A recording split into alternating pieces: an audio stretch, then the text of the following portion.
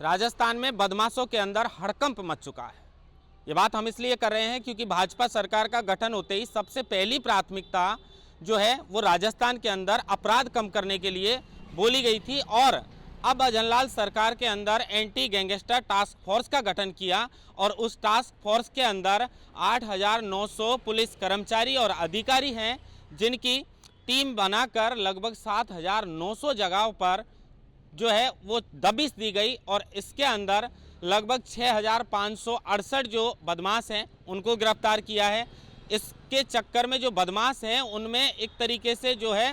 वो बदमाशों के अंदर इस धरपकड़ को लेकर हड़कंप मच गया है और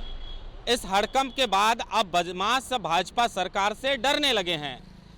इस उमेश मिश्रा ने कहा कि दिनेश एमएन के नेतृत्व में ये टीम गठित की गई है और जो लगातार 3 दिवस तक छापेमारी कर रही है और इसी छापेमारी को लेकर कई जगह पर जो है लगातार दबिश दी जा रही है और राजस्थान में बढ़ते अपराधों पर लगाम लगाने के लिए अब जो है वो गैंगस्टर फोर्स के जो बनाई गई है वो एक तरीके से एक्टिव हो गई है। ऐसे ऐसे बदमाशों को गिरफ्तार किया है। 2009 का वो मामला जो चित्तौड़गढ़ के बेंगू का था, सबको पता था कि दिग्विजय और बिट्टू नाम का जो अपराधी था वो अपराधी कोर्ट से भाग गया था, सजा सुनाने से पहले कोर्ट से फरार था और उदयपुर के आईजी ने 50,000 रुपये का इनाम भी उस पर घोषित कर रखा था। तो दिनेश एमएन ने बताया कि उस अपराधी को 5 वर्ष बाद दबिश देकर जो ये 3 दिवसीय जो धरपकड़ का एक तरीके से कार्यक्रम चलाया गया है इसके अंदर उस बदमाश को भी गिरफ्तार किया है और इसके अंदर लगभग 6,568 जो बदमाश हैं उनको जगह जगह पर दबिश देकर जगह जगह पर छापेमारी कर कर एक तरीके से उनको पकड़ने का काम राजस्थान की पुलिस कर रही है। लिहाजा अब देखने वाली बात यह होगी कि राजस्थान के अंदर जिस तरीके से धरपकड़ लगातार चल रही है तो अपराधों पर कितना अंकुश लग पाएगा, क्योंकि भाजपा सरकार बनने के बाद भी कई अपराध जो हैं सरेआम राजस्थान के अंदर देखे गए हैं। वो बलात्कार की भी घटनाएं और अपराध इस तरीके से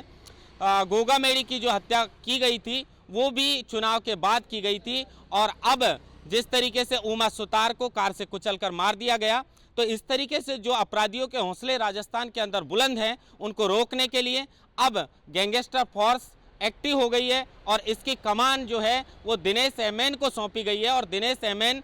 जो है वो अपराधियों में एक उनको लेकर अलग से खौफ भी है। तो दिनेश एमएन के नेतृत्व में जो ये टीम काम कर रही है 2 दिन तक बुधवार और गुरुवार के दिन जो जगह जगह पर दबिश दी गई है उसके अंदर 6,568 जो अपराधी हैं उनको गिरफ्तार किया है और उनके मुकदमे दर्ज कर उन पर कार्रवाई जो है वो जारी है। अब देखने वाली बात ये होगी कि जिस तरीके से भाजपा सरकार ने यही कहा है कि हम बढ़ते हुए अपराधों पर अंकुश लगाएंगे और अंकुश लग भी रहा है, लेकिन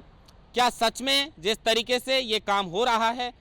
आगामी 5 वर्षों तक इसी तरीके से अपराधियों के मन में डर रहेगा और इसी तरीके से अपराधियों की धरपकड़ राजस्थान में चलती रहेगी? तो देखने वाली बात यह होगी कि राजस्थान के अंदर अब अपराधों पर कितना अंकुश जो है वो लग पाता है। लेकिन फिलहाल की जो स्थिति है उसके मुताबिक तो जो बदमाश हैं